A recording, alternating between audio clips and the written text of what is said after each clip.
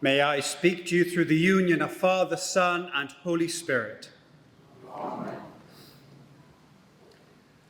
Who would have thought that the Holy Trinity would lead me to picking up litter on a beach in Brighton?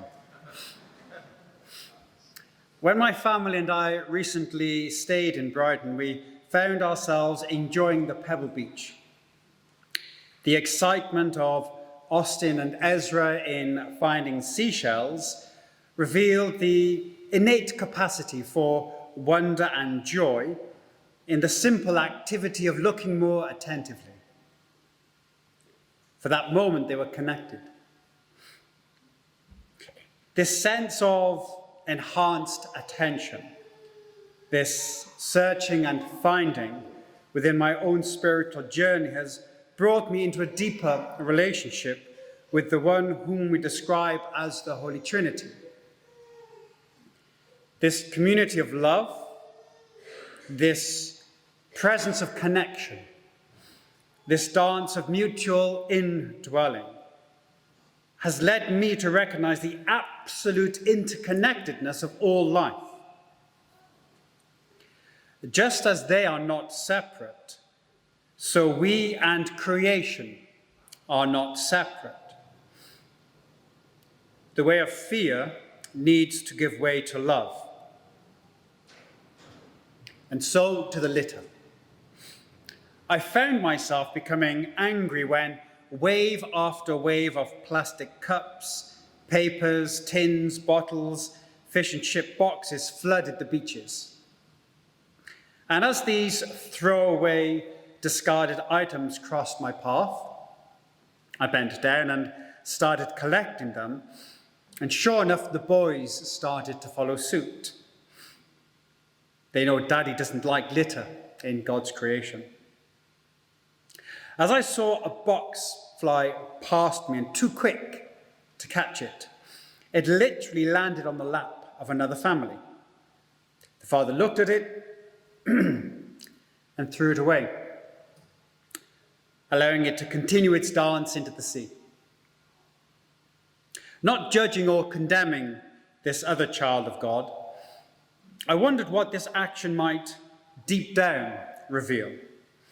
Just as the other myriad of God's children had thrown away their items, I wondered how connected they felt to life, to creation, to their own participation in God's ever-evolving creation. The Holy Trinity is awakening within me the reality of connection, and I wondered how connected others felt. Those simple beach scenes are a microcosm of our throwaway culture, where relationships are thrown away, where vulnerable people are thrown away by society as they struggle with life, where the compulsion to have to upgrade, to be shinier and newer, seems to deafen the Trinity's call to go deeper and to see more clearly. To see the interconnectedness of the Father and the Son and the Holy Spirit, to love them as a cosmic dance of self-giving, is to see all of life as grounded in that love and harmony. And so I'm wondering if there's a sort of atheism at the heart of society as well as within the church.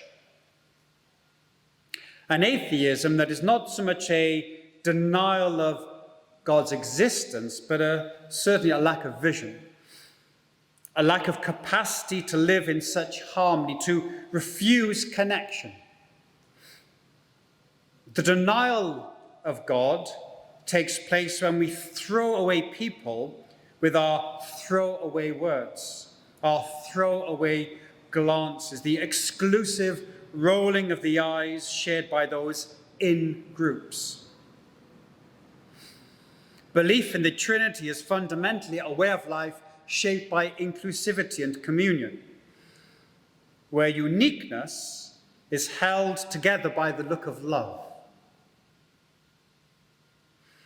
Growth in the spiritual life is most probably shown in the way we experience ourselves more deeply connected to ourselves and to others and to the planet.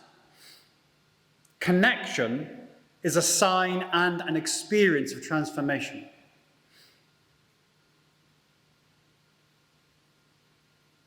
How connected are we? Where are the deep down places in your life? Where's the flow and the harmony? Where is the self-emptying? Where ego is hushed and a desire to be in control lessened.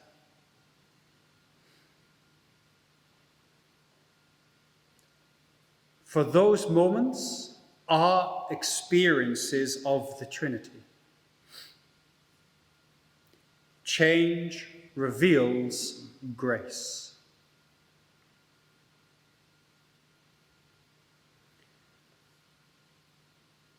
We are not simply called to believe in the Trinity, but to experience this cosmic force and flow that is beyond and before all religions. We are called to taste and see that the Lord is good, to experience that force that sustains all life, is essential for us in our Christian pilgrimage. A theologian in the 1960s called Karl Rahner said, "The Christian of the future must be a mystic, or she will be nothing."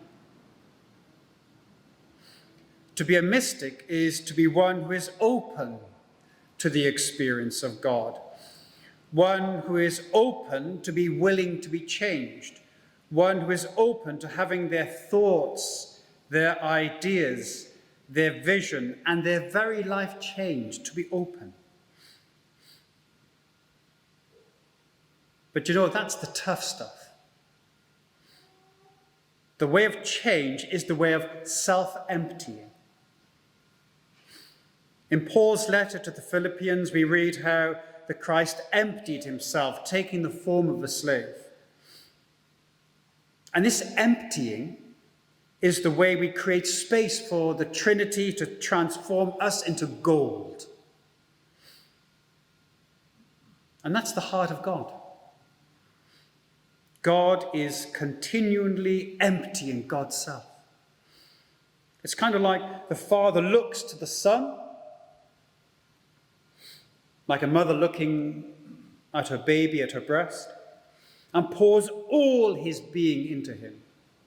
And the Son rejoices and does not hold on to this love, but returns it in abundance, the way the baby looks at the mother. And the Holy Spirit is the joy and breath that unites them as the Son returns his Father's love. And this dance, this communion, this intimacy is our womb. It's the birthplace of all life. It's our very breath. God does not hold onto anything. All that God can do is give. Just as this is God's nature, so it is our nature as well. Our communion with each other, with life, with our own life, it's the gate through which we enter into the garden of God. They are our home.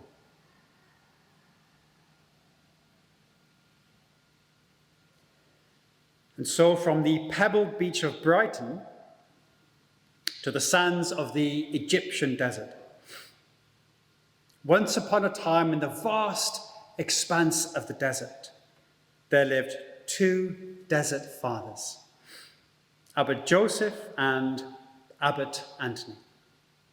They had spent years in solitude, seeking God and striving for transformation in their lives. And one scorching afternoon, as they sat together beneath the shade of a solitary palm tree, their hearts burning with the desire for greater spiritual growth, they engaged in a deep conversation about the nature of transformation. Now, Abbot Joseph, a thoughtful and introspective monk, pondered aloud, "Brother Anthony, we have dedicated our lives to seeking transformation, to become more like Christ. But sometimes I wonder, what more can we do to truly become vessels of God's love and light?" And Abbot Anthony was a wise and fiery soul. And he paused for a moment. Suddenly, an intense light radiated from his hands, transforming his fingers into torches of flame. The fire danced and flickered, casting a mesmerizing glow upon the surrounding desert sands. And with a voice resonating with divine passion, he responded, "Why not be turned into fire?"